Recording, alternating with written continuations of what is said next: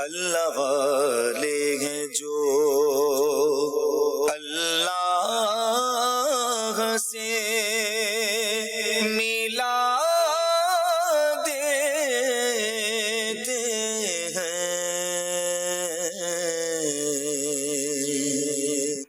الحمدللہ رب العالمین والصلاة والسلام علی سید الانبیاء والمرسلین اما بعد فاعوذ باللہ من الشیطان الرجیم بسم اللہ الرحمن الرحیم الصلاة والسلام علیکہ یا رسول اللہ وعلی آلکہ واصحابکہ یا حبیب اللہ الصلاة والسلام علیکہ یا نبی اللہ وعلی آلکہ واصحابکہ یا نور اللہ۔ مدینی چینل کے ناظرین، پروگرام اللہ والے آپ ملاحظہ کر رہے ہیں۔ آئیے درود پاک کی فضیلت کو سنتے ہیں۔ اللہ کے پیارے نبی محمد مدنی صلی اللہ علیہ وسلم کا فرمان عالی شان ہے کہ جو شخص مجھ پر ایک بار درود پاک پڑھے، اللہ تبارک و تعالی اس پر 10 رحمتیں نازل فرماتا ہے۔ صلو علی الحبیب صلی اللہ علی محمد صلی اللہ علیہ وسلم صلاۃ و سلام علیک یا رسول اللہ۔ ہر دفعہ ہمارا کوئی نہ کوئی موضوع ہوتا ہے۔ آج بھی ایک بہترین موضوع ہے اور ایک بہترین مبلغ ہمارے ساتھ ہیں، مولانا محمد اشفاق اتاری مدنی۔ انشاءاللہ ہم گفتگو کریں گے اور گفتگو میں اللہ والوں کے اخلاق پر آج ہم بات کریں گے کہ اللہ والوں کے اخلاق کیا ہوتے ہیں، ہمیں ان اخلاق کو کس طرح اپنانا ہے، اور آج اخلاق حسنہ کو اپنانے کی کتنی ضرورت ہے کہ ہم جب دیکھتے ہیں اپنے معاشرے کو تو ہمیں یہ بات سمجھ میں آ جاتی ہے کہ ہمارے معاشرے میں جو بد اخلاقی کی فضا ہے، اس بد اخلاقی کی فضا کو ختم کرنے کے لیے مجھے اور آپ کو میدان عمل میں آنا پڑے گا۔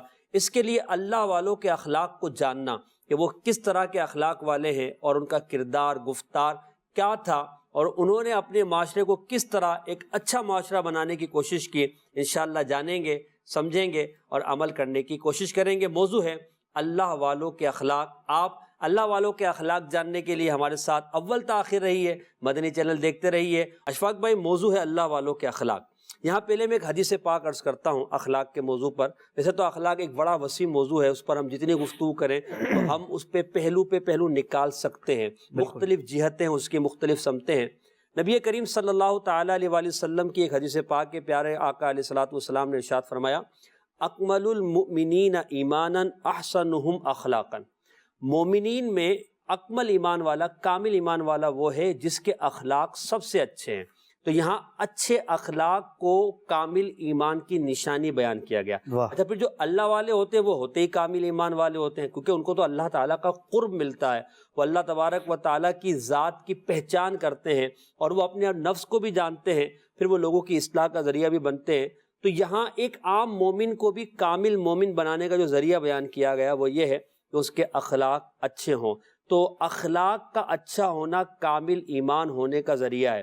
تو ہم اللہ والوں کی سیرت میں اگر ہم دیکھتے ہیں تو اس طرح کے بہت سارے واقعات ہیں، بہت سارے، یعنی اگر ان کو گننے جائیں تو ہم گن نہ سکیں، پڑھنے جائیں، شمار کرنا چاہیں، بیان کرنا چاہیں تو طویل ایک فہرست ہے اس کی، بالکل اللہ والوں کے اخلاق کی۔ اخلاق اور ہم یا اللہ والے، اس پر آپ بھی کچھ سب سے پہلے تو میں یہ عرض کروں گا کہ اللہ والوں سے کیا مراد ہے، اللہ والوں کے اخلاق۔ تو ہمارا جو پہلا ورڈ ہے اللہ والے، دوسرے الفاظ میں کہیں تو اولیاء اللہ، اللہ کے اولیاء، اللہ کے پیارے۔ ولی کہتے ہیں پیارے کو، محبوب کو، قریبی کو۔ ہمارے ہاں ایک کانسیپٹ یہ بھی ہے کہ یہ کوئی ایک الگ مخلوق ہے، اولیاء اللہ ایک الگ مخلوق ہے، الگ لوگ ہیں۔ ولی اللہ یعنی ہم اس سے بالکل ڈفرینشیٹ کر دیتے ہیں کہ ہم تو عام آدمی ہیں، یا عام مومن الگ ہے اور ولی اللہ الگ ہے۔ اگر بنیادی طور پر دیکھا جائے محسن بھائی، فنڈامنٹلی جو بھی مومن ہے، اگر وہ دیکھے کہ وہ سچا مومن ہے تو سچے مومن کو قرآن میں ولی اللہ کہا گیا، صحیح، اور ولی اللہ کے طور پر اس کو یاد کیا گیا، جیسے کہا گیا کہ اللہ ولی الذین آمنوا، اللہ تعالیٰ مومنوں کا دوست ہے۔ اگر دوسرے معنی میں دیکھیں تو مومن اس کے دوست ہیں، صحیح۔ تو جو بھی مومن ہے کامل مومن، اور اس میں وہ خرابیاں، وہ فساد، وہ فسق نہیں ہے کہ جو اس کے ایمان کے کمال کو ناقص کرتا ہے، کمزور کرتا ہے، وہ اللہ کا ولی ہے۔ کوئی ایک الگ مخلوق کے طور پر اس کو سمجھ کر اس سے یہ سوچ لینا کہ یار ہم تو ہو ہی نہیں سکتے، ایسا نہیں ہے۔ اللہ تبارک و تعالیٰ نے سورہ آل عمران میں فرمایا کہ واللہ ولی المتقین، اللہ تبارک و تعالیٰ متقین کا ولی ہے، ان کا دوست ہے۔ اور دوسرے الفاظ میں کہیں تو متقین اس کے دوست ہوتے ہیں۔ تو جو متقین ہیں، جو مومنین ہیں وہ اللہ کے، اولیاء ہیں وہ اللہ والے ہیں. یعنی آپ جو کانسیپٹ پہ بات کر رہے ہیں کہ وہ اللہ والوں کو ایک الگ مخلوق سمجھتے ہیں، نہ سمجھا تو اللہ والوں کو نہیں سمجھنا تو نہیں چاہیے. جیسے ہم دیکھیں مزارات کو، تو اللہ والوں کے مزارات عام لوگوں کی قبروں سے الگ بنے ہوئے ہوتے ہیں، تو ان کو ان کی جو آرائش ہوتی ہے، زیبائش ہوتی ہے، وہ ایک الگ ہوتی ہے، اور ایک عام مومن کی قبر الگ. تو شاید اس سے تو نہیں جاتا کہ یار اللہ والے ایک الگ مخلوق ہیں. اگر جو آپ نے پہلو بیان کیا کہ ہم جس اعتبار سے سوچ رہے ہیں کہ یار وہ جو کر سکتے ہم نہیں کر سکتے، یہ سوال ہے. اصل میں وہ جو ہے مزار شریف کا ہونا یا اس کے رتبے کی ایک نمائش ہے، وہ تو ایک مرنے کے بعد کا معاملہ ہے، اور وہ اللہ کا انعام ہے جسے وہ عطا کرے. اور اس کا یہ مطلب نہیں ہے کہ جس کی سادہ قبر ہے وہ کوئی اللہ والا نہیں ہو سکتا، ایسا نہیں ہے. کیا پتہ کہ بظاہر کھنڈر نظر آنے والی قبر کے نیچے جنت کے باغ ہوں. سبحان اللہ. جیسا کہ حدیث پاک کا مفہوم بھی ملتا ہے کہ اس کے نیچے کا پتہ نہیں ہے کہ یہ جنت کے باغ ہے یا دوزخ کا گڑھا ہے، یہ کون جانتا ہے. تو یہ جو ہے یہ اظہار، یہ جو نمائش ہے، یہ اظہار عزت ہے، یہ تو اللہ کی عطا ہے. لیکن وہ بعد موت ہے. زندگی میں جو ایک کانسیپٹ ہم سمجھانے کی کوشش کر رہے ہیں اپنے لیے بھی اور دوسروں کے لیے بھی، کہ اللہ والے جو ہیں وہ عام مومنین، عام انسان، عام مسلمان، وہ درجات کے ساتھ اللہ والے بنتے ہیں. اور یہاں یہ بات بھی ہمارے عقیدے کے طور پر ذہن میں رہے کہ جو ولایت ہے، جو اللہ کی دوستی ہے، وہ کسبی نہیں ہے. وہ ہم کسی عمل سے اور کسی مجاہدے سے، کسی ریاضت سے نہیں پا سکتے، وہ اللہ کی عطا ہے. کوشش سے نہیں پا سکتے، اپنی محنت سے نہیں پا سکتے. محنت کا اس میں دخل ہو سکتا ہے، وہ سبب بن سکتا ہے، لیکن ولایت اور اللہ کی دوستی اور اللہ کا قرب یہ محض اللہ کی عطا ہے. وہ وہابی ہے، وہ جسے چاہے دوست بنا لے. اب اللہ والوں پر کچھ بات ہو گئی. اب دیکھا جائے تو اللہ والے، ان کو انعام کیا ملتا ہے؟ اللہ پاک فرماتا ہے سورہ یونس میں کہ الا ان اولیاء اللہ لا خوف علیہم ولا هم يحزنون. اللہ والوں کے لیے، اولیاء اللہ کے لیے یہ انعام ہے کہ نہ انہیں کوئی خوف ہے، نہ انہیں کوئی غم ہے. غم ہوتا ہے پاسٹ پر کہ یہ کیوں کیا، یہ کیوں ہوا، وغیرہ وغیرہ، اور ایسا میرے ساتھ کیوں ہوا، کسی نے میرے ساتھ زیادتی کیوں کی، کسی نے بدتمیزی کیوں کی، کسی نے دل کیوں دکھایا. وہ اس قدر مخلوق سے بے نیاز ہوتے ہیں کہ انہیں سابقہ کا غم نہیں ہوتا، اور آخرت کا، آگے کا اور آگے کے معاملات کے حوالے سے خوف نہیں ہوتا. اللہ کی رحمت سے ان کو جو ہے وہ ایسی پرسکون لائف ملتی ہے، اور آخرت کے معاملات میں اللہ تعالیٰ کی وہ رحمتیں نظر آ رہی ہوتی ہیں کہ وہ تو موت کو وصال یار کا ذریعہ سمجھتے ہیں، وہ قبر کو اللہ تعالیٰ سے ملاقات کی منزل سمجھتے ہیں، اور آخرت کے لیے بھی انہیں جنت کی نویدیں، وعدے ہوتے ہیں جس کی بنا پر انہیں خوف نہیں ہوتا. کیا بات ہے. تو یہ دونوں چیزیں اللہ والوں کو ملتی ہیں، لیکن اس کے لیے وہ کیا کرتے ہیں؟ وہ ہے اخلاق. کیا بات. وہ چیزیں، وہ کام اور وہ اوصاف، ان پر آج ہم کچھ بات کرنے کی کوشش کریں گے. آپ نے شروع میں بھی فرمایا کہ بہت بڑا وسیع میدان ہے اور بہت بڑی ایک ڈسکشن ہے، ایک دو سلسلوں میں بھی شاید یہ پورا نہیں ہو سکتا. اخلاق یہ خلق کی جمع ہے. خلق کہتے ہیں عادت کو، اور اخلاق یعنی عادتیں. آج کے موضوع کو یوں بھی کہا جا سکتا ہے کہ اللہ والوں کی عادتیں. تو ان کی کیا عادتیں تھیں؟ اگر بنیادی طور پر دیکھیں تو اللہ والوں کی عادتوں میں یہ شامل تھا کہ وہ جو بھی کرتے تھے اللہ کی خوشی والا کام کرتے تھے، اللہ کی ناراضی والا کوئی کام نہیں کرتے. اور جب بھی کرتے تھے تو فضول نہیں کرتے تھے، اس میں اللہ کی رضا اور اللہ کی خوشی کا ارادہ ہوا کرتا ہے. اسی کو اچھی نیت سے تعبیر کیا جاتا ہے کہ انما الاعمال بالنیات. اعمال نیتوں پر ڈیپینڈ کرتے ہیں. تو اعمال ان کے جس طرح ہوتے تھے کہ وہ نیتیں کر کے اور اللہ کی رضا کا ارادہ کر کے، چاہے وہ بات کرنا ہو، چاہے وہ بات سننا ہو، چاہے وہ کچھ دینا ہو، چاہے وہ کچھ لینا ہو، چاہے وہ کھانا ہو، وہ پینا ہو، چلنا ہو، اٹھنا ہو، سونا ہو، جاگنا ہو،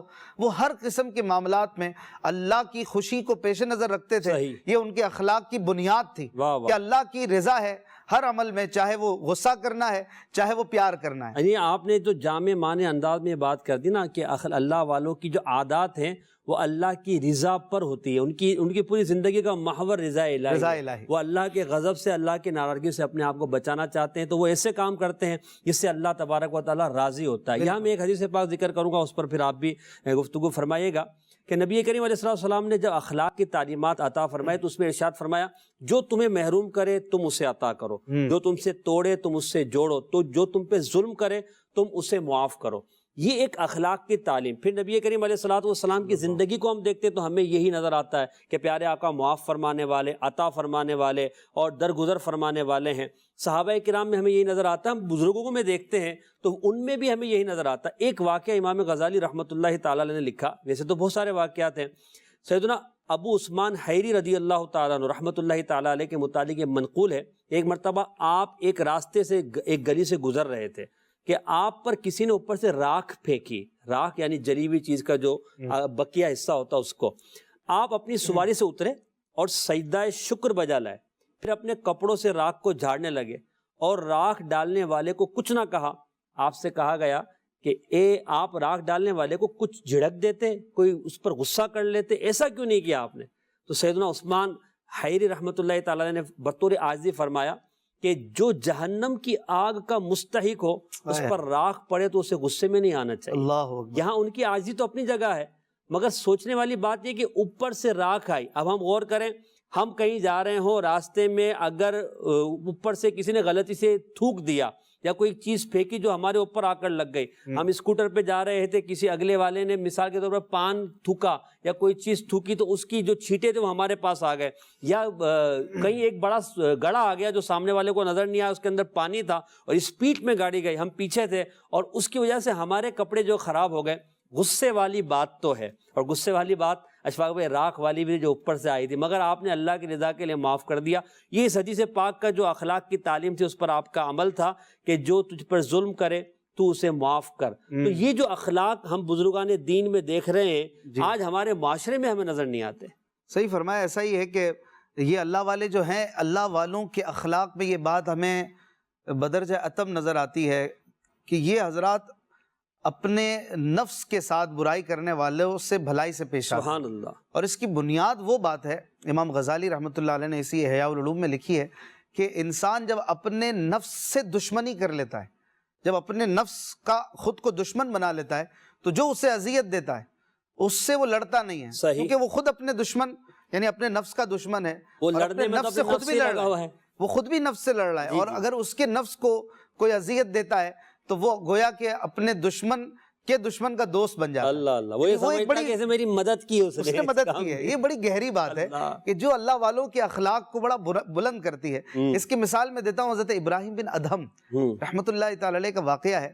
آپ فرماتے ہیں کہ میری آنکھ کبھی ٹھنڈی نہیں ہوئی، یعنی کبھی بھی مجھے اتنی زیادہ خوشی محسوس نہیں ہوئی سوائے ایک واقعے کے۔ ایک بار ایسا ہوا کہ میں سفر میں تھا اور شام، سیریا جسے کہتے ہیں، سیریا کے کسی دیہات میں میں نے پڑاؤ کیا تھا۔ وہاں پہ میں مسافر تھا تو میں رکا ہوا تھا مسجد میں نے قیام کیا تھا۔ تو وہ یہ کہ اس دوران مجھے کوئی بیماری ہو گئی تھی، موشن وغیرہ اس طرح کی بیماری، بندہ شکار ہو جاتا ہے۔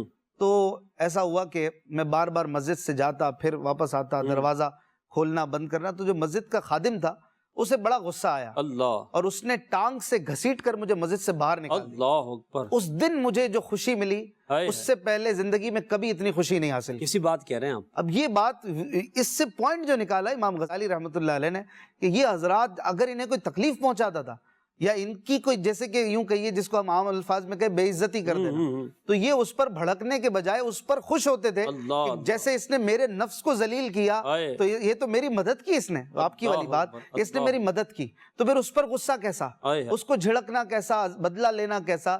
اور اس طرح سے وہ گویا کہ اپنے آپ کو کچھ نہیں سمجھتے تھے۔ یہ عاجزی کا وہ لیول ہے کہ جس پر ہم نے سن رکھا ہے کہ من تواضع للہ فقد رفعہ اللہ، جو اللہ کے لیے عاجزی کرتا ہے اللہ اسے بلندی دیتا ہے۔ تو بندہ جو ہے وہ جب اپنے آپ کو کچھ نہ سمجھے، یہاں تک کہ اپنے آپ کو اذیت دینے والے کو بھی کوئی بدلہ نہ دے بلکہ اس کے لیے بھی خوشی محسوس کرے، یہ بڑی بات ہوتی ہے کہ جس میں بندہ اپنے آپ سے نکل جاتا ہے۔ اتنی بڑی بات جو آپ فرما رہے ہیں، یقیناً سن کر مجھے بھی ایک حیرت ہوئی نا، مدنی چینل کے ناظرین کو بھی ہو رہا ہوگا کہ یہ کیسے۔ اچھا، آج کے اس پرفتن دور میں ہم مدنی چینل پر یہ بات کر رہے ہیں کہ جب ہم یہ دیکھتے ہیں کہ جہاں اینٹ کا جواب پتھر سے دینا ہے اور جس نے آنکھ دکھائے تو اس کو ہم نے جو مزید جو نا تیز آواز میں بولنا ہے، یہ ساری چیزیں جو بزرگان دین پہلے کر کے ہمیں دکھا گئے۔ اچھا، ایسا نہیں کہ آج بھی ایسا نہیں ہے، اس اخلاق والے لوگ نہیں ہیں، مگر یہ جو آپ نے کیفیت بیان کی کہ ذلیل کر کی ذلت کی جو کیفیت ہے وہ اپنے لیے خوشی کا باعث سمجھ رہے ہیں، وہ کیوں؟ جو اپنے نفس کو مارنے کی وجہ سے۔ اگر ہم اس پر دیکھیں تو نفس کو، اپنے نفس کو تابع کر لینا، اس کو مغلوب کر لینا، یہی انسان کی سب سے بڑی کامیابی ہے۔ اور اللہ والے اپنے اخلاق، اپنی عادات کے ذریعے یہی کیا کرتے تھے کہ وہ اپنے نفس کو کیا کرتے تھے، وہ مغلوب کرنے کی کوشش کیا کرتے تھے۔ اس پر مزید انشاءاللہ گفتگو کرتے ہیں، کچھ کال لے لیتے ہیں اور دیکھتے ہیں کہ مدنی چینل کے ناظرین ہم سے کیا پوچھنا چاہ رہے ہیں۔ جی، میں اظہر بات کر رہا ہوں کراچی سے۔ حضور، آج کل کے والدین کے معاملے میں نوجوان اولاد کی صورتحال زیادہ اچھی نہیں، آئے دن سوشل میڈیا پر دل خراش واقعات کی ویڈیو چل رہی ہوتی ہے، اس پہلو پر بھی کچھ بیان کیجیے۔ اللہ تعالیٰ معاف فرمائے، اس طرح کے واقعات سے ہم سب کو محفوظ فرمائے۔ انشاءاللہ عرض کرتے ہیں، ایک کال اور دیجیے گا۔ سید نعمان کراچی سے بات کر رہا ہوں۔ میرا سوال یہ ہے کہ ہم بزرگوں کے واقعات تو پڑھتے ہیں کہ انہوں نے معاف کر دیا، بدلہ نہیں لیا، درگزر کر دیا وغیرہ، ہمارے اندر یہ جذبہ کیوں پیدا نہیں ہوتا؟ برائے کرم سوال کا جواب عنایت فرما دیں۔ انشاءاللہ اس کا جواب ہم اشفاق بھائی سے لیں گے کہ ہمارے اندر جذبہ کیوں نہیں پیدا، تو سن تو لیتے ہیں ہم۔ پہلی بات جو آپ نے کہی، مدنی چینل کے ناظرین کے ایک سائل نے ہم سے سوال کیا کہ والدین کے حوالے سے ہمارے معاشرے میں دل خراش واقعات ہیں۔ یقیناً آپ جو بات کہہ رہے ہیں وہ اپنی جگہ درست ہے، اور والدین کی اہمیت کو جو شریعت اسلام نے بیان کیا ہے اسے ہمیں قرآن مجید کی آیات سے اور احادیث سے سمجھنا چاہیے۔ میں بات صرف اتنی کہوں گا، اس بات کو سمجھ لی کہ اللہ تبارک و تعالیٰ نے اپنے احسان کے ساتھ والدین کے احسان کو بھی ذکر فرمایا، اور یہ اللہ تبارک و تعالیٰ نے والدین کو مرتبہ اور رتبہ عطا فرمایا۔ اور یہ بات یاد رکھیں، اگر والدین نہ ہوتے تو ہم بھی نہ ہوتے۔ آج ہم جو کچھ ہیں اپنے والدین کی وجہ سے وہ سبب بنے ہیں۔ والدین کو ستانا، والدین کو دھتکارنا، والدین کو تکلیف دینا، والدین کے ساتھ برا سلوک کرنا، یہ ایک اچھے انسان کی عادت نہیں ہے۔ مسلمان ایسا نہیں کرتا۔ اشفاق بھائی، بہت ساری ویڈیوز اس طرح کی ہم سوشل میڈیا پر دیکھتے ہیں کہ کوئی ماں کو معاذ اللہ گھسیٹ کر گھر سے باہر نکال رہا ہے، کوئی معاذ اللہ لاتیں مار رہا ہے، کوئی باپ کے ساتھ ظلم کر رہا ہے۔ یہ جو بد اخلاقی کی کیفیت بڑھتی جا رہی ہے، ہم دیکھتے ہیں کہ نوجوان ہٹا کٹا ہے، کما رہا ہے، اپنی فیملی کے ساتھ خوش ہے، مگر اپنے ماں باپ کو خوش نہیں رکھ پا رہا۔ یہ بد اخلاقی کی کیفیت کیسے ختم ہو؟ یہ سمجھ میں نہیں آ رہا کہ یہ بڑھتا جا رہا ہے معاملہ۔ اصل میں مادہ پرستی جو ہے ہمیں اس طرف لے جا رہی ہے، اور اگر ہم اس کا علاج چاہتے ہیں تو ہم آخرت اور اللہ کی طرف نظر رکھیں، دینداری کی طرف نظر رکھیں، تو ہمیں سب سے پہلے ماں باپ وہ دروازہ نظر آئیں گے کہ جس کے ذریعے ہماری آخرت سنورے گی۔ جیسا کہ آپ نے ماں باپ کے بارے میں فرمایا، ماں باپ نارملی ہم دیکھتے ہیں کہ ماں باپ سے جو کچھ ملنا ہوتا ہے وہ بچپن میں مل جاتا ہے، صحیح، اور ایک ایج ہوتی ہے، اس وقت تک ہم ماں باپ کے محتاج رہتے ہیں، اور ماں باپ کے ساتھ ہمارا ایک کنیکشن اور ایک لنک اور ایک محتاجی جس کو عام الفاظ میں کہیے وہ رہتی ہے۔ ان کے بغیر ہم نہیں چل ان کے بغیر ہم نہیں چل سکتے، ہم جو ہے نا وہ بڑی حد تک ان کے اوپر ڈیپینڈ ہوتے ہیں، تو ہم انجوائے کرتے ہیں۔ اللہ نے ہمیں 2 نوکر فری کے دیے ہوتے ہیں، اور وہ کام کر رہے ہوتے ہیں بیچارے، اور نہ کوئی مزدوری مانگتے ہیں، نہ اجرت مانگتے ہیں، اس کی نہ کوئی چھٹی ہے، نہ عید ہے، نہ کوئی شب برات ہے، جو بھی ہے اس نے کام کرنا ہے۔ ہم تو انجوائے کر رہے ہوتے ہیں، عید کے دن کپڑے پہن لیتے ہیں، اور ماں جو ہے وہ سب سے آخر میں بیچاری تیار ہو رہی ہوتی ہے، سب کے لیے اس نے شیر خورما، پوریاں، کھانا وانا سب کر کے پھر بیچاری کو وقت ملا تو ملا۔ تو اب یہ سب ایک دور ہوتا ہے، ایک وقت ہوتا ہے، اس کے بعد اللہ جوانی دیتا ہے، بندہ اپنے پیر پہ کھڑا ہو جاتا ہے۔ اب وہ سمجھتا ہے کہ والدین سے مجھے کیا مطلب، اب میرا کیا مقصد، اب تو میں ان پہ ڈیپینڈنٹ نہیں ہوں، تو اب مجھے ان کو کیا پوچھ کے کرنا ہے، کیا پرواہ، میری لائف ہے، میرے بچے ہیں، میری بیوی ہے، میرا بزنس ہے، میرے دوست ہیں، میری اپنی فریڈم ہے، تو بس اب ان کا کیا کرنا ہے۔ یہ ٹھیک ہے، یہ ہو جائے گا، جو بھی 2 وقت کی روٹی کھا لیں گے، زیادہ سے زیادہ یہ کر دیتا ہے۔ تو اگر ہم آخرت کی طرف نظر رکھیں اور ہماری جو پیش قدمی ہو وہ آخرت کی طرف ہو، تو ہم دیکھیں کہ یہی وہ ماں ہے کہ جس کے قدموں کے نیچے جنت کہا گیا۔ اب جس کو جنت چاہیے ہی نہیں، جس کو جنت ہی نہیں چاہیے، محسن بھائی، وہ کیوں جنت کہ جس کے قدموں کے نیچے اس کی طرف جائے؟ فکر آخرت ہی نہیں ہے نا، وہ جو آپ فرما رہے ہیں مادہ پرست ہے، مادہ پرست، دنیا ہی سب کچھ سمجھ رہا ہے، دنیا کو سب کچھ سمجھ لیا۔ یہ جو چکا چوند ہے، یہ جو روشنیاں، یہ ہمارے لیے سب کچھ، ہم دیکھ رہے ہیں ترقی کر رہا ہے۔ لگتا ہے کہ یہ وہ فیکٹر ہے کہ جس کی وجہ سے ہم ماں باپ سے دور ہوتے ہیں۔ باپ کے لیے فرمایا گیا کہ رضا اللہ فی رضا الوالد وسخط اللہ فی سخط الوالد، باپ کی خوشی میں اللہ کی خوشی ہے، اور باپ کی ناراضی میں اللہ کی ناراضی ہے۔ اب اس پر دیکھ لے بندہ پوری کا سب سے بڑا دروازہ ہے، سب سے بڑا دروازہ اسے کہا گیا۔ اب یہ باتیں پیش نظر اسی کے ہوں گی نا، جس کو یہ ہوگا کہ وَسَارِعُوا إِلَىٰ مَغْفِرَةٍ مِّن رَبِّكُمْ وَجَنَّةٍ، جس کے پیش نظر ہوگا کہ مجھے تو جنت کی طرف دوڑنا ہے، جس کے پیش نظر ہوگا کہ وَسَابِقُوا إِلَىٰ مَغْفِرَةٍ مِّن رَبِّكُمْ وَجَنَّةٍ، جنت کی طرف سبقت لے جانی۔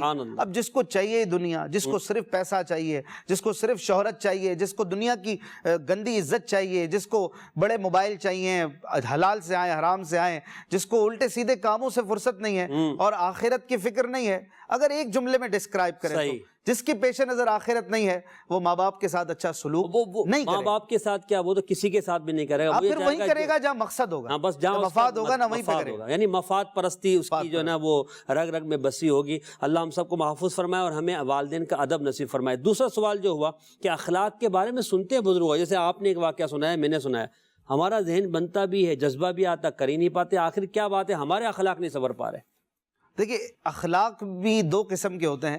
ایک اخلاق وہ ہیں کہ جو آپ اس کو کہہ لیجئے ایٹیکیٹس، جو نارملی سکھائے بھی جاتے ہیں، اور ایک پورا ورلڈ ہے کہ جہاں پر یہ مسکرانا، کوئی آئے تو ہائے بولنا، ہیلو بولنا، اور ہم اپنے انداز میں کہیں تو سلام کرنا، گریٹنگز پیش کرنا، اور اس طرح سے چند چیزیں جو ہوتی ہیں جو بندے کا پہلا تعارف کرا دیتی ہیں، تو ان چیزوں پر فوکس کیا جاتا ہے. لیکن ہمارے پیش نظر یہ جو باتیں ہیں اخلاق، اس سے مراد وہ سارے معاملات ہیں کہ جو ہمیں اللہ سے قریب کریں اور اللہ سے دور کرنے والی چیزوں سے بچائیں. یہ سب چیزیں اخلاق ہیں. ورنہ یہ ہم جو اخلاق سمجھتے ہیں نا وہ چند چیزیں ہیں. وہ سامنے والے مسکرا کے دیکھ لیں بڑا با اخلاق، بس یہ با اخلاق ہو گیا. ملتا کیسے ہے کہ مہمان بنے تو کھانا پوچھ رہا ہے کہ نہیں، باہر آیا چھوڑنے کے لیے آ گیا، ہاں بالکل، یہ کھڑا ہوا کہ نہیں، ہاں کوئی آیا تو استقبال کیسے. یہ چند چیزوں کو ہم سمجھتے ہیں. ورنہ اخلاق میں یہ بھی داخل ہے کہ بندہ عاجزی کرے، تقوی اختیار کرے، نماز کی پابندی کرے، زکوٰۃ ادا کرے، روزہ رکھے، سامنے آیا کہ استقبال کیا، گھر کے باہر تک چھوڑنے آیا، لفٹ بھی دے دیا، پیچھے جا کر غیبتیں بھی کر رہا ہے. یہ بد اخلاقی، یہ اخلاق تو نہیں ہے، یہ بد اخلاقی کہ بندہ غیبت نہ کرے، چغلی نہ کرے، تہمت نہ لگائے، بہتان نہ لگائے، الزام نہ لگائے، اپنے حب جاہ و مال سے بچے، مال کی محبت سے بچے، دنیا کی محبت سے بچے. ساری چیزیں اخلاق ہیں، اور ان کے اگینسٹ جائے گا تو بد اخلاقی ہوگی. اب جہاں تک سائل نے پوچھا کہ ہم سنتے تو ہیں لیکن ہم ان پر عمل نہیں کر پاتے، تو بات یہ ہے کہ غفلت یہ ہمارے آنکھوں پر اس کی پٹی بند جاتی ہے، اور یہ انسان ہے کہ شیطان بھی اس کی طرف لگا ہوا ہے، اور رحمانی معاملات، قرآنی آیات، قرآنی اور دینی باتیں بھی وہ سنتا رہتا ہے. اب یہ دونوں چیزوں کا ایک طرح سے سمجھ لے مقابلہ چلتا ہے. کبھی بندہ اچھائی کی طرف چل پڑتا ہے، کبھی برائی کی طرف. اب ایک سلیم الفطرت آدمی کو چاہیے کہ وہ اپنا گول سیٹ کرے اور یہ سمجھے کہ میری بہتری جو ہے وہ اچھے کاموں میں. صحیح بات. لہٰذا جب بھی وہ سنے تو پوائنٹ کرے، اپنے آپ کو جج کرے کہ میں صحیح کر رہا ہوں کہ نہیں، میری کہاں غلطی ہے، میں جو باتیں سن رہا ہوں میں کہاں کھڑا ہوں، اور وہ پھر ان چیزوں پر کوشش کرے کہ میں صحیح ہو جاؤں. اب جب کوشش کرے گا، ٹرائی کرے گا، جد و جہد کرے گا، اللہ تبارک و تعالیٰ قرآن میں فرماتا ہے وَالَّذِينَ جَاهَدُوا فِينَا لَنَهْدِيَنَّهُمْ سُبُلَنَا، جو ہماری راہ کی طرف آنے کی کوشش کرتے ہیں ہم انہیں اپنے رستوں کی ہدایت دے دیتے ہیں، انہیں اپنے راستے دکھاتے ہیں، آسان ہو جاتی ہیں ان کی منزلیں. جو کرتا ہے کوشش، اصل وہ شرط یہ کہ کوشش کرے. اس کے لیے اگر آج کے دور میں ہم یہ سمجھیں تو اصلاح اعمال کا جو رسالہ ہے 72 مدنی انعامات جسے ہم کہتے ہیں، اگر اس کی اپلیکیشن ہم ڈاؤن لوڈ کر لیں اور اس کو ایک مرتبہ پڑھ لیں، ریڈ کر لیں، اور پھر سوچیں اپنے بارے میں کہ کیا میں ایسا ہوں، نہیں ہوں تو ایسا کرنے کی کوشش کریں، تو میں یہ سمجھتا ہوں کہ شاید بہت ساروں کو اپنے آپ کو سدھارنے کا موقع ملے گا اگر وہ اصلاح اعمال کی اپلیکیشن کو ڈاؤن لوڈ کر لے، یا اس کا مینیول رسالہ لے لیں، وہ رسالہ بھرے اور اسے آپ پڑھے، اس کو جو ہے اس پر عمل کرنے کی کوشش کریں. انشاءاللہ روزانہ چیک آؤٹ کرتا رہے گا اپنا، تو انشاءاللہ اس کے اندر بہتری آتی. اور یہ انسان ہے کہ یہ بھولتا تو ہے، یہ اس کی فطرت میں ہے، وہ بھولتا ہے. ایسا نہیں کہ ایک چیز اس نے سنی تو اب وہ کوئی ریئر ہوتا ہے کہ ہمیشہ اس کو وہ بات یاد رہے. ورنہ وہ کچھ نئی چیزیں آتی ہیں تو ہماری میموری اس طرح کی ہے کہ وہ نئی چیزیں اوپر آ جاتی ہیں، نیچے کی فائلز نیچے چلی جاتی ہیں. تو اب اس کا ایک طریقہ یہ ہے کہ اچھی چیزوں، اچھی باتوں کو بار بار سنتا رہے. جیسے روزانہ ہی کوئی اگر مدنی چینل دیکھے گا تو وہ اچھی اچھی باتیں روز اس کو سننے کو ملتی رہیں گی. اگر دعوت اسلامی کے ویکلی اجتماع میں ہر تھرسڈے آئے گا، ہر سیٹرڈے مدنی مذاکرہ سنے گا، اور اس طرح سے اچھے لوگوں کی صحبت اختیار کرے گا، اچھی اچھی باتیں سنتا رہے گا. عربی میں کہتے ہیں ما تکرر تقرر، جب ایک چیز بار بار سنتا ہے نا تو پھر وہ قرار پکڑ جاتی ہے، دل میں بیٹھ جاتی ہے. تو ہوتا یہ ہے کہ ہم کوئی اچھی بات سنتے ہیں تو ایک بار سنی، ایک بار پڑھی، پھر گزر گئے، تو وہ ساری چیزیں پھر ہماری ایک میموری کا سسٹم ہے، اس کو وہ دبا دیتا ہے، زندگی کا جو طریقہ اسی طریقے پہ چلتا ہے. تو بار بار اس کو ریکال کرنے کے لیے دعوت اسلامی کے مدنی ماحول، دینی ماحول سے وابستہ رہے، اور ویکلی اجتماعات میں شرکت کرتا رہے. ہر ماہ قافلے کو رکھا گیا ہے ہمارے ایک نظام میں دعوت اسلامی کے دینی ماحول میں کہ ہر ماہ قافلہ، تاکہ 27 دن بعد 3 دن بعد پھر دوبارہ اس کی ایک طرح سے صفائی دھلائی ہو جائے. 5 وقت کی نماز ہے. اب جب 5 وقت کی نماز پڑھے گا، ظہر سے عصر کے بیچ میں کوئی غفلت آ بھی گئی، عصر کے لیے جائے گا پھر صاف ستھرا ہو جائے گا، پھر مغرب کے لیے جائے گا پھر کچھ صفائی ہو جائے گی. تو اس طرح سے بندہ جب جوڑا رہے گا نا اور دینی ماحول کے قریب رہے گا اور اجتماعات میں دعوت اسلامی کی شرکت کرتا رہے گا، تو پھر یہ آہستہ آہستہ باتیں قرار پکڑ جائیں گی. اور یہ اللہ والوں کی باتیں سنتا رہے گا تو انشاءاللہ اخلاق میں بہتری آتی رہے گی. ہم اخلاق پر بات کر رہے تھے تو ہمارے یہاں تو نارمل ہم دیکھتے ہیں کوئی ہمیں برا کہے نا تو ہم اس کو پھر چھوڑتے نہیں ہیں، یعنی ہم اس کی پھر اگلی پچھلی نسلوں کو کھنگال لیتے ہیں اور وہ باتیں اس کے بارے میں بولتے شاید اس میں بھی نہ ہو. ایک واقعہ یہاں پر امام غزالی نے لکھا کہ ایک شخص نے سیدنا احنف بن قیس رحمۃ اللہ علیہ کو گالی دی، آپ نے اسے کوئی جواب نہ دیا. حالانکہ ہمارے یہاں اگر کوئی کسی کو گالی دے تو اس کا گریبان پکڑ لیتے کہ بھائی مجھے گالی دے رہا، مجھے جانتا نہیں تو، گالی دی، آپ نے اسے کچھ نہ کہا، وہ گالی دیتے ہوئے پیچھے پیچھے پیچھے چلنے لگا، آپ کا محلہ قریب آ گیا، اب آپ رکے، اب ہم یہ سوچ رہے ہوں کہ رکے ہوں گے تو شاید پیچھے مڑ کر تھوڑا ٹیڑھی نگاہ سے دیکھا ہوگا، یا اسے کوئی غصہ غصہ دکھایا ہوگا، یا اس کا گریبان پکڑ لیا ہوگا، نہیں، رک گئے۔ بدی چلے کے ناظرین کیا کیا رک کر؟ اشفاق بھائی رکنے کے بعد کہا کہ بھائی تمہیں جتنی گالیاں دی نا ابھی دے لو، تم نے جو باتیں کہنی ہیں ابھی کہہ لو، کہ تمہارے دل میں کوئی اور بات بھی ہے تو کہہ دو، کہیں ایسا نہ ہو کہ محلے کے نا سمجھ لوگ تمہاری بات سن کر تمہیں تکلیف پہنچائے، کہ تم مجھے گالیاں دے رہے ہو، تمہارے میرے محلے والے تجھے تکلیف پہنچائیں۔ اب یہ تکلیف دینے والے کو، گالی دینے والے کو کس احسن انداز میں بچایا جا رہا ہے۔ یہاں اس کا مقصد ہرگز یہ نہیں ہے کہ کوئی گالی دے رہا ہے تو ہم اسے گالی دینے کی اجازت دے رہے ہیں، یہاں صرف ان کا حسن اخلاق بتایا جا رہا ہے۔ یہاں مطلب ہمیں یہ سمجھنا ہے کہ اگر کوئی ہمیں برا کہہ رہا ہے، ہمیں گالی دے رہا ہے، ہمیں کسی کے سامنے ذلیل کر رہا ہے، تو ہمیں صبر کرنا چاہیے، اس کو سمجھانے کی اگر ہمارے اندر طاقت ہے سمجھا دینا چاہیے، اور اگر ہم یہ سمجھتے ہیں کہ وہ نہیں سمجھے گا تو کسی اور ذریعے سمجھانا چاہیے۔ یہ نہیں کہ ہم گالی کا جواب گالی سے دیں، ہم برائی کا جواب برائی سے دیں۔ ہم یہ دیکھتے ہیں بسا اوقات، آپ کو بھی شاید اس کا تجربہ ہوا ہوگا، آپ پیٹرول پمپ پہ کھڑے ہوں گے تو کوئی کسی کا فون آیا تو فون پر پہلے سلام کرنا چاہیے، وہاں گالی سے پہلے نکلتی ہے، معاذ اللہ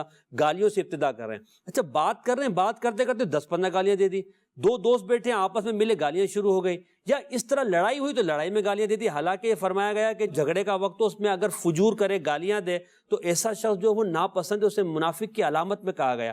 یہ جو بزرگ ہیں، یہ ان کا کتنا بڑا ظرف تھا کہ گالی دینے والے کو روک رہے ہیں کہ بھائی رک جا، اب اگر دو گے تو میرے محلے والے کہیں تمہیں تکلیف نہ پہنچا دے، اور ہمارا یہ اور بھائی مانتا کہ نہیں مانتا، میں تجھے بتاتا ہوں کہ میں کون ہوں۔ یہ جو اتنا بڑا فرق ہے، اس فرق کو ہم دیکھتے ہیں اللہ والوں کے اخلاق میں، اپنے اخلاق میں۔ کیا کہتے ہیں؟ صحیح فرمایا کہ اگر کوئی گالی دیتا ہے، کوئی برا بھلا کہتا ہے، اذیت دیتا ہے، تو سب سے پہلا معاملہ یہی ہے کہ غصہ، سب سے پہلے غصہ آتا ہے، کیونکہ جو بھی چیز اپنے نفس سے خلاف مزاج ہو جائے، خلاف مزاج ہو، مخالف مزاج ہو، تو اس وقت غصہ آتا ہے۔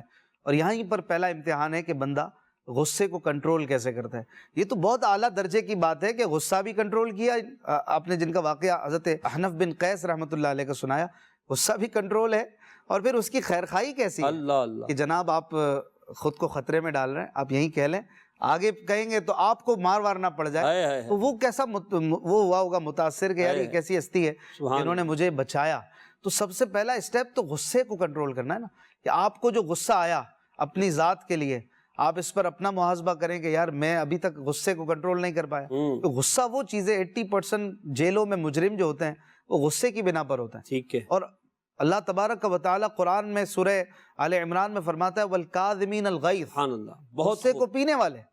اللہ فرماتا ہے وَاللَّهُ يُحِبُّ الْمُحْسِنِينَ، سبحان اللہ، اللہ ان احسان کرنے والوں کو پسند فرماتا ہے، والقاظمین الغیظ والعافین عن الناس، لوگوں کو دونوں معاف کرنے چیزیں، والے۔ تو دونوں اللہ چیزیں اس واقعے میں پائی جاتی ہیں، اور یہاں تو اس سے بھی اگلا درجہ کہ اس کی خیرخواہی اور بھلائی مزید، سبحان اللہ، اور یہ بھلائی اور احسان میں داخل ہے۔ کیا تو بات، دیکھا جائے تو ہمیں سب سے پہلے اگر اپنے غصے پہ کنٹرول آ جائے نا، تو شاید بڑی بڑی بیماریاں، مسائل، لڑائیاں ختم ہو جائیں۔ ہم تو کہتے تو مجھے تو غصہ آتا ہی نہیں ہے، غصہ نہیں آتا، کہتے یہ تو ہے نا۔ غصہ آنا غلط ہے بھی نہیں، غصہ نہیں آتا یہ تو کوئی بڑی بات نہیں۔ اگر کسی کو نہیں آتا تو وہ کنٹرول کیا کر رہا ہے؟ غصہ آئے اور کنٹرول کیا جائے، یہی تو کمال ہے۔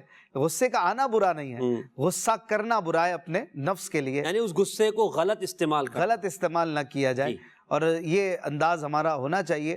نبی کریم صلی اللہ علیہ وسلم نے جو ارشاد فرمایا کہ پہلوان وہ نہیں کہ جو دوسرے کو پچھاڑ دے، بلکہ پہلوان وہ ہے کہ جو اپنے غصے پر قابو کرے۔ سبحان اللہ، تو غصہ قابو کرنا، غصے کو پی جانا، اور اپنے نفس کے لیے یہ بہت بڑی شان ہے، بہت بڑی بات ہے، اور اللہ والوں کی اداؤں میں سے ہے۔ مولا کائنات مولا علی کرم اللہ وجہ الکریم کا مشہور واقعہ ہے کہ آپ پر دوران جہاد کسی نے وہ اسپٹ کر دیا، آپ کے مبارک چہرے پر اس بد نے تھوکا، تو آپ نے اسے چھوڑ دیا، حالانکہ اس وقت اس کو مطلب آپ نے چھوڑنا نہیں تھا، تو اس کو چھوڑ دیا۔ وہ بھی بڑا متاثر ہوا، بعد میں پوچھا کہ آپ نے ایسا کیوں کیا تھا؟ اس نے تو یہ بھی جملہ کہا نا کہ حضرت اس وقت تو مارنے کا زیادہ موقع تھا، کہ تم آپ کو غصہ آ گیا، آپ کو آپ کی ذات کے لیے کر دیا یہاں۔ بالکل، لیکن آپ نے فرمایا کہ پہلے میں اللہ کے لیے تیرے سامنے کھڑا تھا، واہ واہ، اب جو ہے نا وہ میں تیرے ساتھ کچھ کرتا معاملہ تو وہ اپنے میری نفس کے ذات لیے میں ہوتا، شامل ہو جاتی، میری ذات کے لیے ہوتا، اور ہم اللہ کے لیے نکلتے ہیں رائے خدا میں، ہم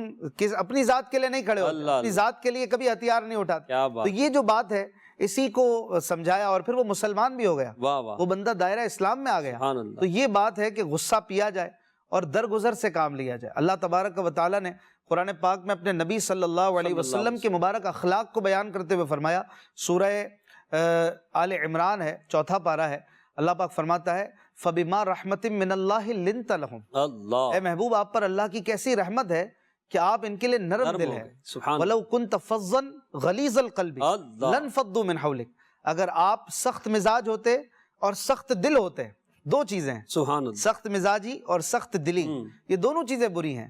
سخت مزاجی مزاج سامنے سخت کا ہے، ایٹیٹیوڈ آئے گا، بعض اوقات سخت مزاجی ہوتی ہے لیکن دل نرم ہوتا ہے، بندہ اوپر سے سخت ہوتا ہے ناریل دل کی کا طرح، برا نہیں آدمی، دل کا برا زبان نہیں سے ہوتا، تھوڑا سا کڑوا ہے، یہ بھی غلط ہے۔ یہ غلط، اور ایک ہوتا ہے نرم مزاجی ہوتی ہے لیکن سخت دلی ہوتی ہے، اللہ، دل کٹھن ہے اور سامنے سے بڑا پولائٹ نظر آتا ہے، میٹھا میٹھا ہے، یہ اور زیادہ برا، یہ منافقت میں بعض اوقات چلا جاتا ہے۔ اللہ، تو حضور علیہ الصلوۃ والسلام کی یہ شان تھی کہ آپ نرم مزاج تھے اور نرم دل تھے۔ سبحان اللہ، اللہ پاک نے فرمایا اگر آپ سخت مزاج ہوتے وَلَوْ كُنْتَ فَظًّا غَلِيظَ الْقَلْبِ لَانفَضُّوا مِنْ حَوْلِكَ، تو یہ آپ کے گرد سے بھاگ جاتے، پریشان ہو جاتے، چھٹ جاتے۔ یہ جو آپ کے گرد آپ کے یہ دیوانے کھڑے رہتے ہیں شمع رسالت اور کے پروانے کھڑے رہتے ہیں، آپ کے وضو کا پانی گرنے نہیں دیتے، اللہ، اللہ، آپ کے مبارک لعاب کو اپنے ہاتھوں میں لیتے سبحان ہیں اللہ، اور آپ کے حکم کو ماننے اور تعمیل کرنے کے لیے ہر وقت ہر آن موجود رہتے ہیں، اور آپ نہ انہیں نظر آئیں تو پریشان ہو جاتے ہیں، اپنی جانوں کو ہتھیلی پہ لیے پھرتے صرف ہیں۔ آپ کے لیے، یہ آپ کے لیے کیوں ہے؟ یہ اللہ کی عطا بھی ہے اور اس میں آپ کے اخلاق کا بھی دخل ہے جو اللہ نے آپ کو عطا کی ہے۔ یہی اخلاق کریم ہے جو آپ فرما رہے ہیں کہ مزاج کی نرمی اور دل کا نرم ہونا، یہ اللہ پاک نے نبی کریم علیہ الصلوۃ والسلام کے صدقے اولیاء امت کو بھی عطا فرمایا، خاندان نبوت کو بھی عطا فرمایا۔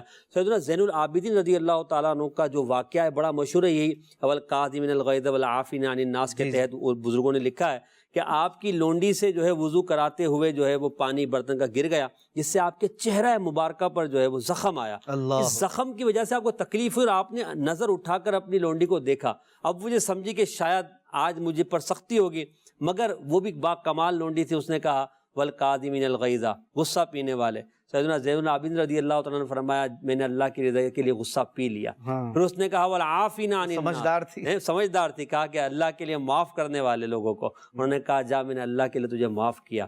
اب اس نے کہا دریائے رحمت جوش میں ہے، واللہ یحب المحسنین، اللہ احسان کرنے والوں کو پسند کرتا ہے۔ بزرگوں نے لکھا کہ امام زین العابدین کی فراست وہ آپ سمجھ گئے یہ کیا چاہتی ہے، فرمایا جا میں نے اللہ کی رضا کے لیے تجھے آزاد کیا۔ یعنی کتنا بڑا کمال ہے یہ، اور یہ مزاج کی کیسی نرمی ہے، دل کی کیسی نرمی ہے کہ اب یہاں بات سمجھنے کی یہ ہے کہ اخلاق یہ ہے کہ جس وقت واقعہ رونما ہوا، حادثہ ہوا، اس وقت اپنے آپ کو سنبھالنا، اس وقت اپنے اخلاق کو سنبھال کے رکھنا، اپنی زبان کو سنبھال کے رکھنا، اپنے انداز کو بہتر انداز میں رکھنا، یہ ہے اخلاق اور غصہ پینے کا۔ اور یہ اس وقت ہم دیکھتے ہیں کہ ہمارا جب اس وقت تو جو نا جو کرنا ہوتا ہے کہنا ہو تو کہہ دیتے ہیں، بعد میں بولتے ہیں یار معاف کرنا، یار غصے میں تھا، اب آئندہ انشاءاللہ نہیں کروں گا۔ تو اس سے بھی ہمیں بچنا چاہیے۔ امتحان ہوتا ہی آن دا اسپاٹ ہے، جب وہ وقت آتا ہے اور وہ کیفیت ہوتی ہے، اصل آپ کا امتحان ہی اسی وقت، آپ اس وقت کیا جج کرتے ہیں، کیا فیصلہ کرتے ہیں۔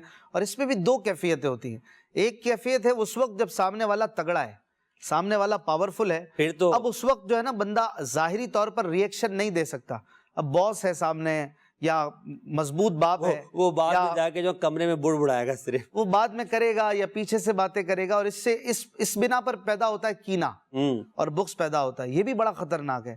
اور بعض اوقات سامنے بندہ جو ریئیکشن دینا ہے وہ دے دیتا ہے۔ یہاں پر ہونا یہ چاہیے کہ بندہ اللہ کی رضا کے لیے معافی کا ذہن بنائے، چاہے سامنے والا کوئی بھی ہو، لیکن حقیقت حال میں اسے اللہ دیکھ رہا ہے، اور اس کا ایکشن کا جو ریئیکشن ہے وہ اللہ کے لیے ہونا چاہیے، اور بندہ اس وقت معاف کرے۔ اللہ پاک نے فرمایا فاعف عنہم، ان سے درگزر کیجئے، واستغفر لہم، ان کے لیے ان کی سفارشیں کیجئے، مغفرت کی دعائیں کیجئے، وشاورہم فی الامر، ان سے مشورہ کیجئے۔ یہ وہ اخلاق سکھائے گئے جو ایک انسان کو ایک پرفیکٹ انسان بناتے ہیں، ایک ہر دل عزیز بناتے ہیں۔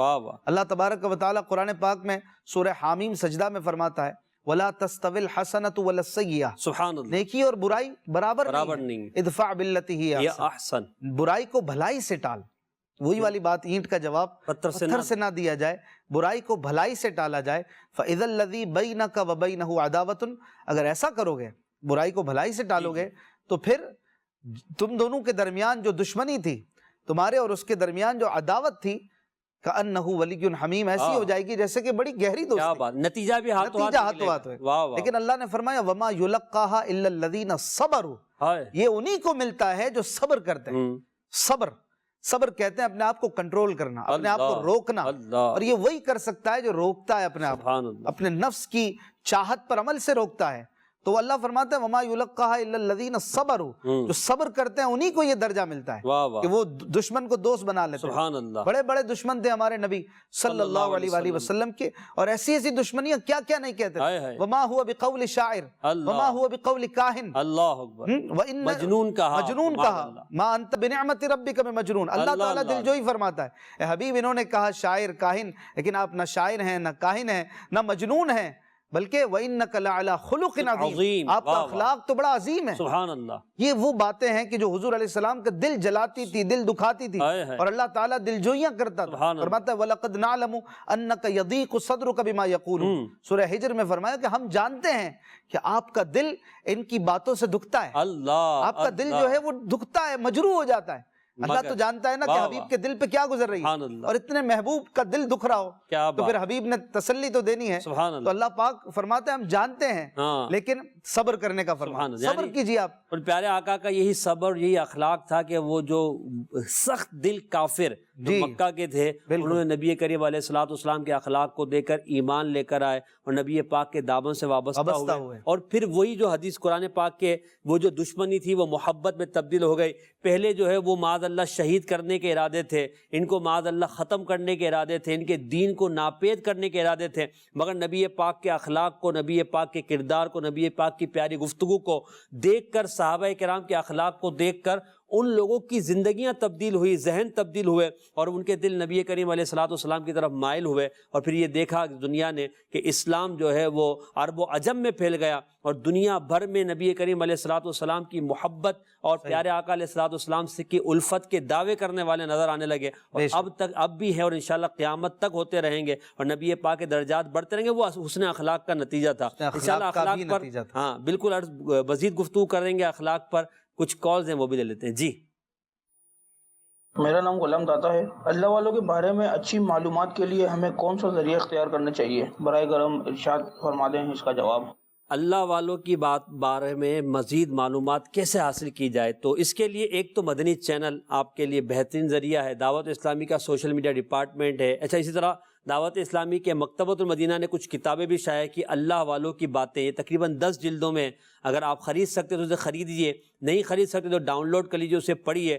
اسی طرح مختلف شارٹ کلپس ہوتے ہیں، ان کلپس کو دیکھیے، انشاءاللہ اللہ والوں کے بارے میں آپ کو بہترین معلومات حاصل ہوگی، جن سے آپ کے دل میں اللہ والوں کی محبت بڑھے گی، پیار بڑھے گا، اور انشاءاللہ ان کی زندگی پر عمل کرنے کا ذہن بھی بنے گا۔ اچھا، امام غزالی نے اخلاق کی کچھ علامات لکھی ہیں، جن کو اگر ہم بزرگان دین کی زندگی میں دیکھتے ہیں تو ہمیں نظر آتی ہے کہ واقعی یہ ان کے اندر ہے، اور ان کا مشاہدہ واقعات کے ذریعے، ان کی حکایات کے ذریعے، ان کی سیرت کے ذریعے نظر آتا۔ فرماتے ہیں سیدنا یوسف بن اسباط رحمۃ اللہ علیہ نے فرمایا حسن اخلاق کی 10 علامتیں۔ نمبر 1، لوگوں سے اختلاف کم کرنا۔ نمبر 2، اچھی طرح انصاف کرنا۔ نمبر 3، انتقام نہ لینا۔ نمبر 4، لوگوں سے ظاہر ہونے والی برائیوں کی اچھی تعویل کرنا۔ نمبر 5، معذرت کرنا۔ نمبر 6، تکلیف برداشت کرنا۔ نمبر 7، اپنے نفس کو ملامت کرتے رہنا۔ نمبر 8، دوسروں کی عیب جوئی کے بجائے اپنے عیوب پر نظر رکھنا۔ نمبر 9، چھوٹے بڑے سے خوش مزاجی سے پیش آنا۔ اور 10، ادنا و اعلیٰ یعنی چھوٹے بڑے دونوں کے ساتھ نرمی سے پیش آنا۔ یہ 10 علامتیں ذکر کی ہیں۔ اب ان میں 10 پر اگر ہم گفتگو کریں تو بہت طویل گفتگو ہو جائے گی۔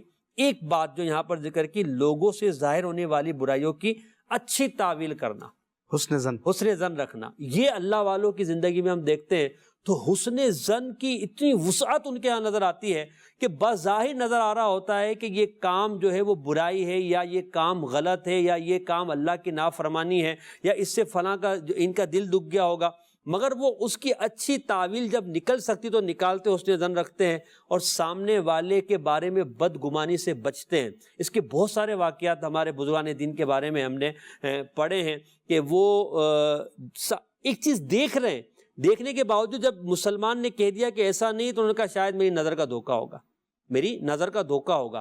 تو یہاں یہ جو بات ہے کہ اللہ والے حسن زن رکھتے ہوئے اپنی بات کو غلط ثابت کر دیتے ہیں، دوسرے کی بات پر یقین کر لیتے ہیں، اور ہم کسی بارے میں قرینہ نہ بھی ہو تو ہم یہ کہتے ہیں کہ نہیں، مجھے تو لگتا ہے کہ اس نے کیا ہوگا، یہ سارا کمال، یہ سارا کواڑا جو کیا نا اس نے کیا ہے۔ یہ جو کیفیت ہمارے معاشرے میں ہمیں نظر آ رہی ہے کہ حسن ظن کی کمی ہے، اور ہم ہر ایک کی بات کا غلط ہی مطلب لیتے ہیں، اس کے بارے میں اچھا سوچنے کا ہمارا ذہن ہی نہیں ہے، جس کی وجہ سے نہ گھر میں امن ہے، نہ آفیسز میں امن ہے، نہ دوستوں کے اندر کوئی محبت پیار کی کوئی فضا ہے، نہ کوئی ہم دیکھتے ہیں کہ باہر ہم محلوں کے اندر کوئی ایسا امن اور محبت والا معاملہ ہے۔ کیا کہتے ہیں آپ؟ اصل میں برتن میں جو ہوتا ہے نا وہی چھلکتا ہے۔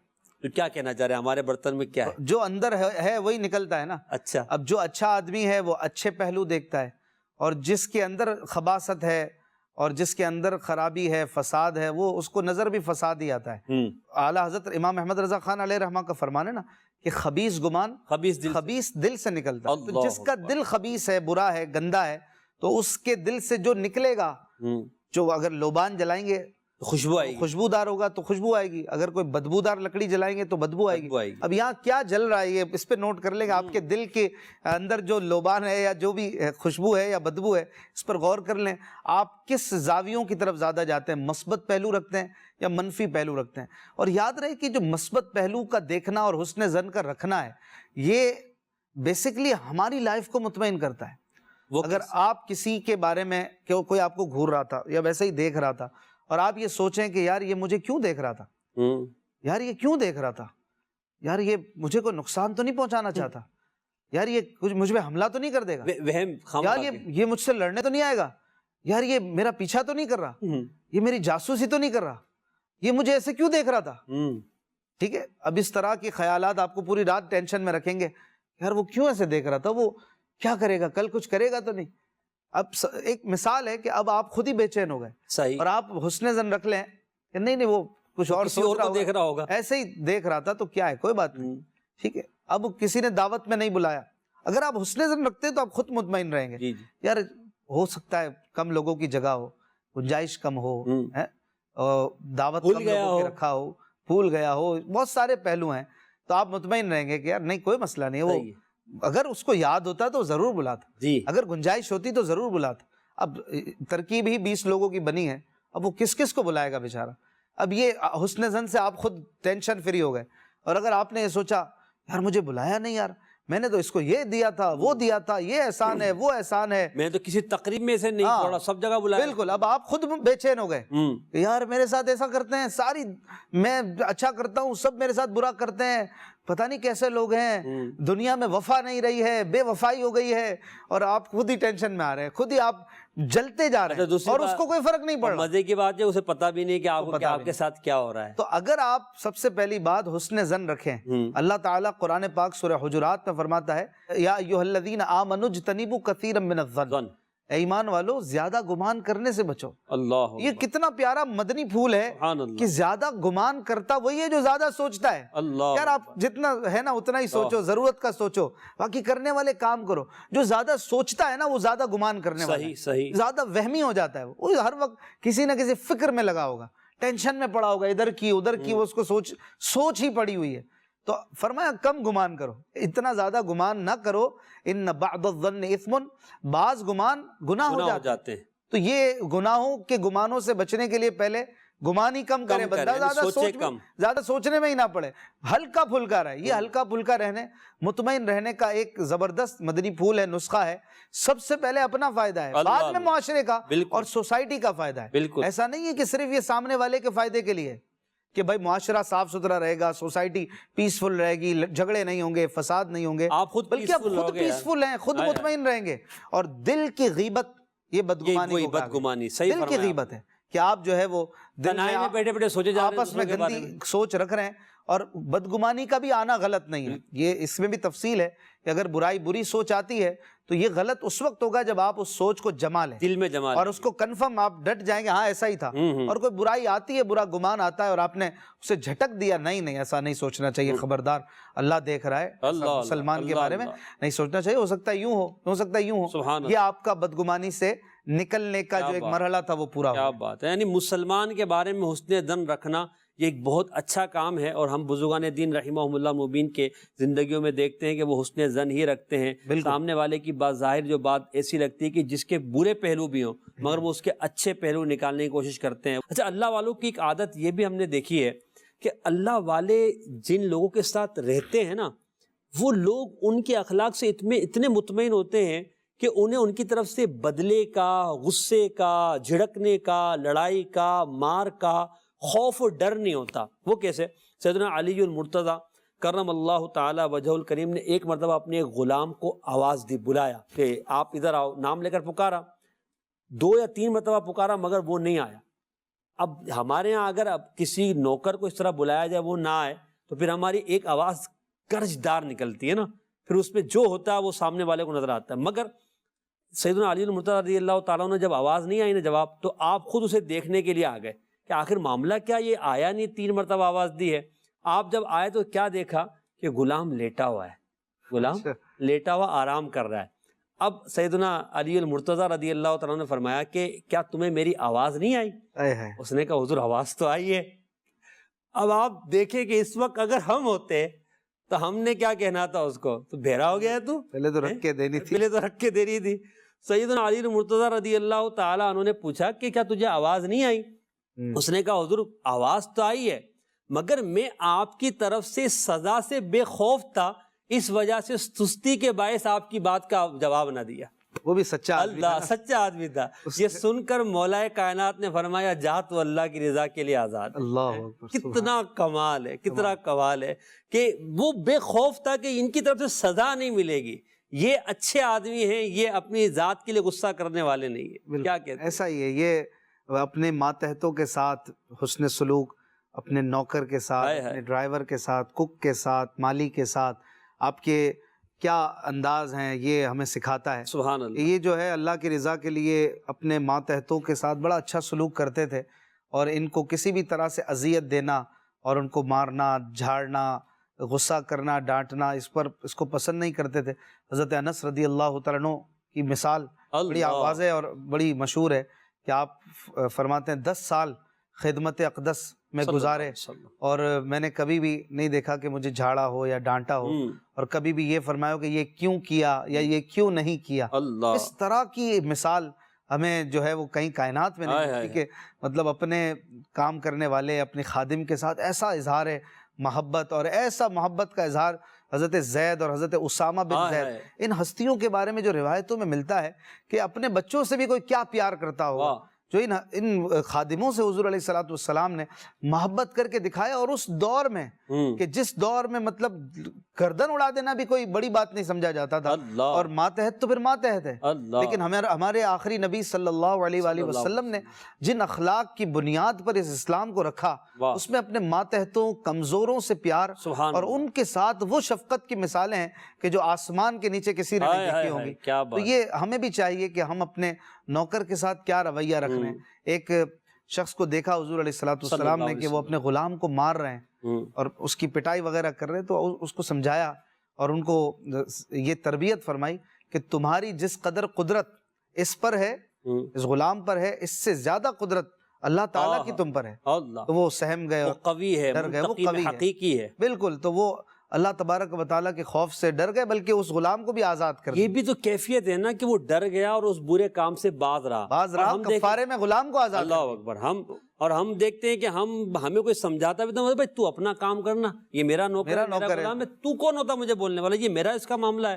سیدنا حیدر کرار کی طاقت و شجاعت سے کون واقف نہیں، مگر آپ کی سزا سے وہ آدمی بے فکر ہے کہ یہ اپنی ذات کے لیے غصہ کرنے والے نہیں ہیں۔ مدنی چینل کے ناظرین، اللہ والوں کے اخلاق پر ہم نے بات کی، معاف کرنے والے، غصہ پینے والے، اپنی ذات کے لیے غصہ نہ کرنے والے، درگزر کرنے والے۔ ہمارے اشفاق بھائی نے بڑے ہی پیارے انداز میں قرآنی آیات کے ذریعے اخلاق کے معاملات کو ہمارے سامنے رکھا۔